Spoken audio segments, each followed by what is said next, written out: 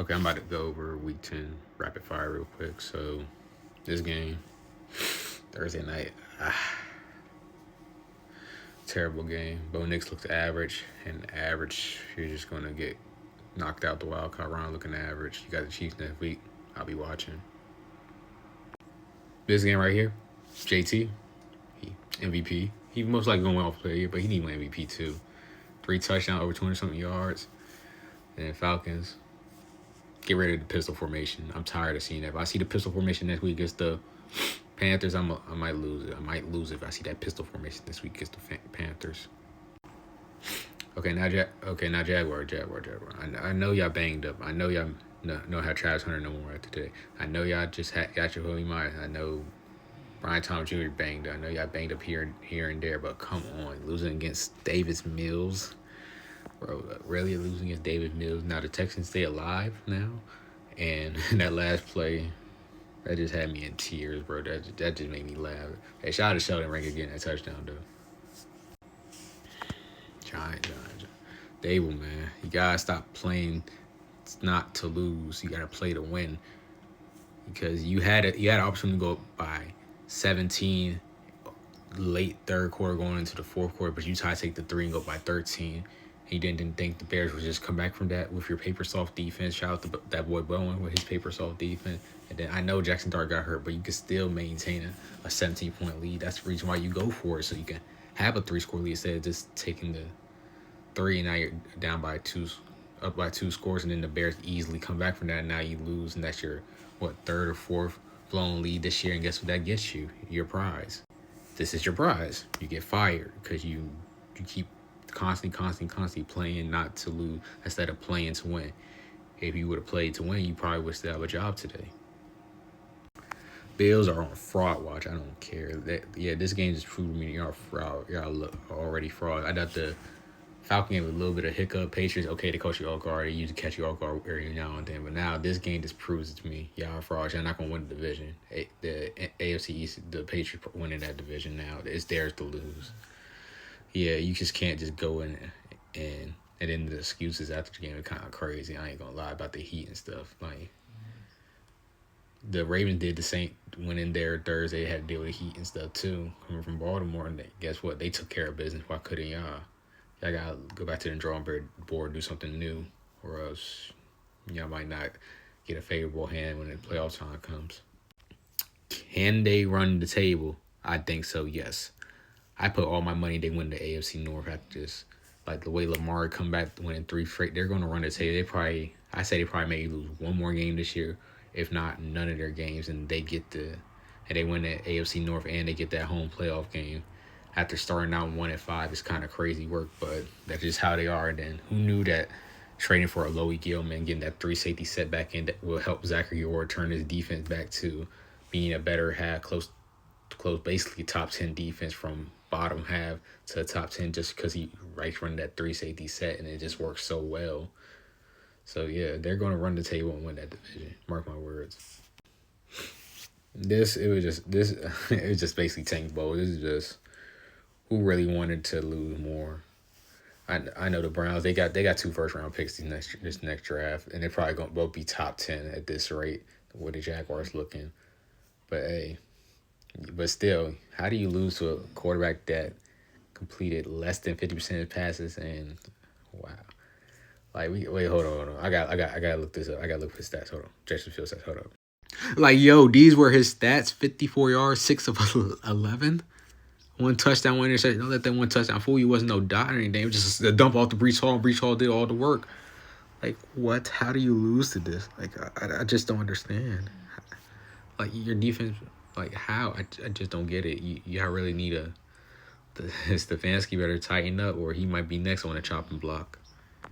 This right here was the best game of the week. I had my eye on this game very closely because I want to see if the Patriots are actually legit or are they kind of just fraudulent just for first round exit. This shows they could maybe win a playoff game now.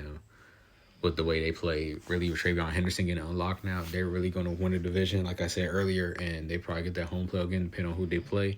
I can see them win that game and getting into the divisional round.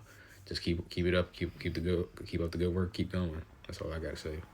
And then Buccaneers, yeah, I know we all know y'all hurt to injured like so many starters, like down like 6 starters. Y'all probably gonna get healthy as the season go on. So, and then y'all in the easiest division, so y'all probably still get your home playoff game down the road.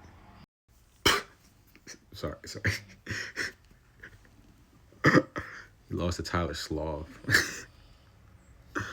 Like, huh? How do you go on this little win streak, little like weeks back to back weeks of putting up these good teams that you're supposed to beat, and then you beat them, but once you're favorite in the game, you decide that you don't want to win no more. Like, make up your mind. Like, and I know that like the Saints defense not even top 10, they're like probably middle of the pack, but still like you gotta like be able to push the ball down. If you can't just go Rico, Hubbard, Rico. That's not gonna work against the Saints defense. It hasn't worked against them in years. Like, they make you earn rushing yards. Like, you have to push the ball down the field in order to beat the Saints. As we've seen other teams do that, and they had success doing that this year. But yeah, you might.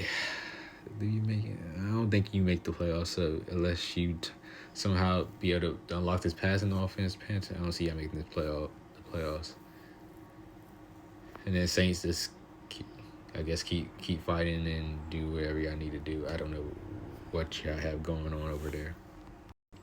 All right, this is the afternoon game. So BTA Part 1. This was over at the end of the first quarter, after the second fumble recovery touchdown D-Law.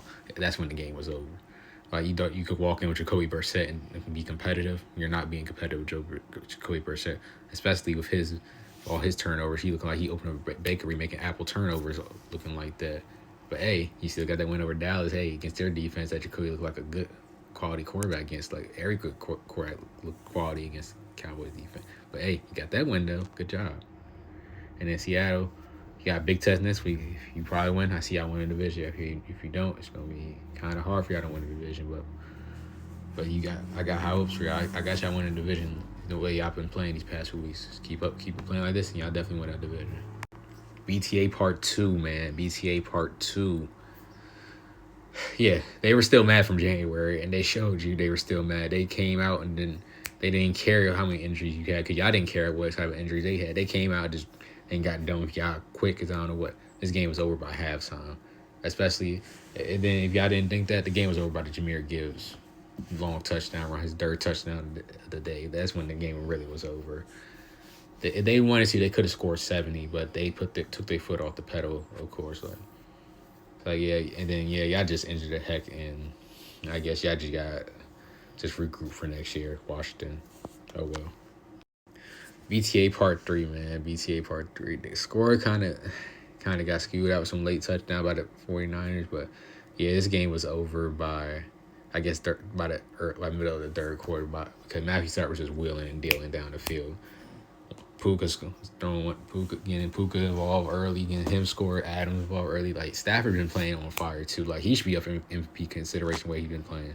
Let me pull up the stats for y'all real quick. Look at this. 280 passing, 4 touchdowns, no interceptions.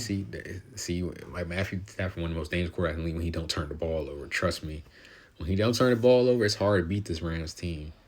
We'll see. Big test coming up next week against Seattle at Seattle. We'll see how they look. And then this game right here. Wow, this game right here. Yeah, the Steelers, your offense looked disgusting. You got that garbage time touchdown, but your offense looked disgusting this whole game. I was just disgusted watching them the whole time. Like Jesse Minter really had y'all numbered the whole game. Dialing up blitzes at the perfect time, playing straight man to man. But I gotta tighten up that offense, because that division is slipping away. It's slipping away by every week. And go ahead and mess around, lose to the Bengals again, get swept by them. The Ravens will gladly be able to take the division back by Thanksgiving at this rate. And then Chargers, you keep doing y'all, and keep trying to get healthy as good as y'all can, and hopefully y'all get a wild card for maybe win the division. We'll see. And then the last game, Monday night game, probably the second most boring game of the week. Eagles did just enough, had 2 good drives where they got the touchdown and they got a field goal. Then the Packers, their offense still looks disgusting. Like LaFleur, like, you gotta tighten up, or you might be out too. You and Love gotta tighten up, man. We'll see though. We'll see next week. We'll see if y'all tighten up or not.